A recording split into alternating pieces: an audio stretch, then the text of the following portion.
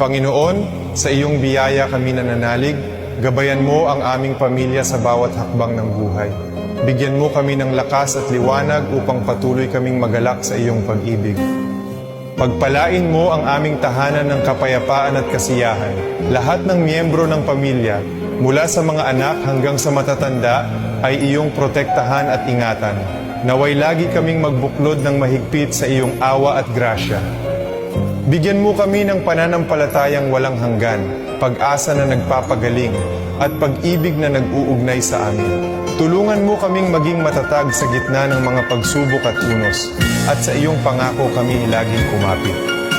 Naway maging mabuti at totoo ang aming mga salita.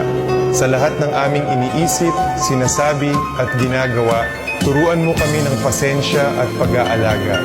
Sa iyong karunungan, alam naming naririnig mo kami. Salamat, Panginoon, para sa aming mahal na pamilya. Salamat sa iyong presensya na laging kasama namin. Gabayan mo kami, yakapin at pag-isahin upang sa iyong mga kamay ay matatagpuan namin ang aming kaluluwa. Amen.